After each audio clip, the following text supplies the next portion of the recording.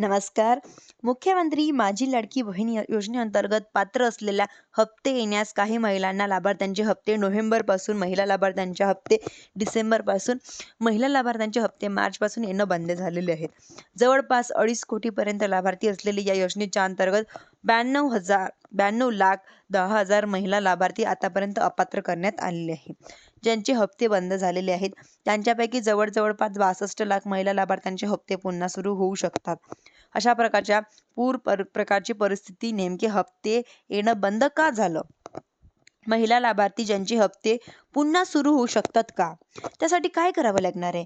तर संपूर्ण सविस्तर माहिती आपण आजच्या व्हिडिओमध्ये बघणार आहोत. त्याआधी तुम्ही जर माझ्या चॅनलवरती पहिल्यांदा आला असाल तर चॅनलला लाईक, सबस्क्राईब आणि शेअर करायला विसरू नका. लाडकी बहीण योजनेअंतर्गत केवायसी बंधनकारक करण्यात आलेली होती. ज्यांच्यामध्ये काही ना काही कारणास्तव केवायसी न करू शकलेल्या जवळपास 62 लाख महिला लाभार्थी आहेत. त्यांचे हप्ते येणं बंद झालेले आहे.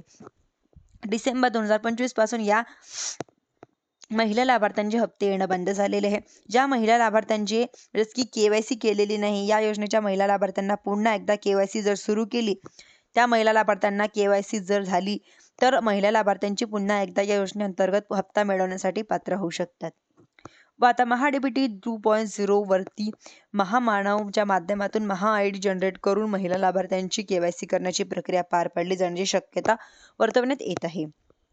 याचबरोबर आपण जर पाहिलं तर जिल्हानिहाय व्हेरिफिकेशन करण्यात आलेलं आहे की 4 चाकी वाहन असेल किंवा महिला लाभार्थी श्रीमंत किंवा इतर काही कारणास्तव व्हेरिफिकेशन करण्यात आलेले. अशा व्हेरिफिकेशनमध्ये जवळपास 1,70,000 महिला लाभार्थी अपात्र आढळून आलेले आहे.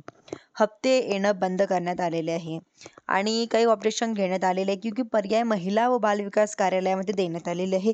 ज्यांच्यानंतर संजय गांधी निराधार योजना किंवा इतर काही योजनेअंतर्गत 1,500 रुपये मानधन घेणाऱ्या महिला लाभार्थ्यांची सुद्धा योजनेअंतर्गत मोठ्या प्रमाणात त्यांची अर्ज केलेले होते व अशा जवळपास 3,06,000 महिला लाभार्थी या योजनेची दुरुस्ती करण्यात अपात्र करण्यात आलेली आहे.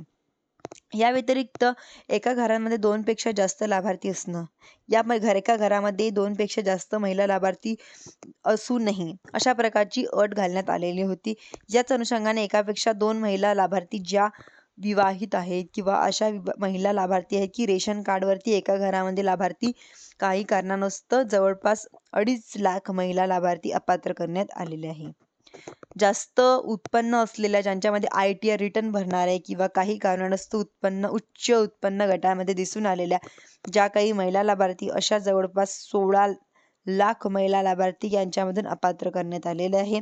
65 वर्षापेक्षा वय जास्त झाले आणि रजिस्ट्रेशन करताना वय कमी होतं, परंतु आता त्यांच्यामध्ये 65 वर्ष वय पूर्ण झालेले अशा जवळपास 1,80,000 महिला लाभार्थी यांच्यापासून वगळण्यात आलेले आहे. यांच्यामध्ये सरकारी कर्मचाऱ्यांनी, महिला देखील यांनी खूप मोठ्या प्रमाणात अर्ज केले होते. जिल्हा परिषद किंवा इतर काही संस्थेमध्ये काम करणाऱ्या ज्या महिला लाभार्थी आहे अशा प्रकारच्या 8,000 महिला लाभार्थी यांच्यामधून आढळून आलेल्या आहे व त्यांना सुद्धा अपात्र करण्यात आलेले आहे की जवळपास हप्ता वसुलीची प्रक्रिया सुरू करण्यात आलेली आहे. ज्यांच्या व्यतिरिक्त केवायसी केली जात असताना, विकल्प देत असताना तुमच्या घरामध्ये कोणी शासकीय कर्मचारी आहे का किंवा निवृत्ती वेतनधारक आहे का, अशा प्रकारचे हा विकल्प निवडणारा जवळपास 4,42,000 महिला लाभार्थी अपात्र करण्यात या ठिकाणी आलेले आहे. अशाच नवीन अपडेटसाठी तुम्ही माझ्या चॅनलला सबस्क्राईब करायला विसरू नका. धन्यवाद.